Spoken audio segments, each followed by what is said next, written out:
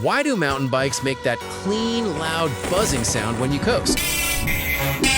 Well, it's not random, and it's not just for show. Let me explain. That sound comes from the hub, the part in the center of your wheel that controls how fast power engages when you pedal. Inside, small metal pawls click against tiny teeth as the wheel spins. On basic hubs, there aren't many teeth. That's why the sound is quieter and why there's a slight delay when you start pedaling again. But on higher quality hubs, those teeth are packed much closer together. That means faster engagement, sharper feedback, and that loud, crisp buzz everyone recognizes.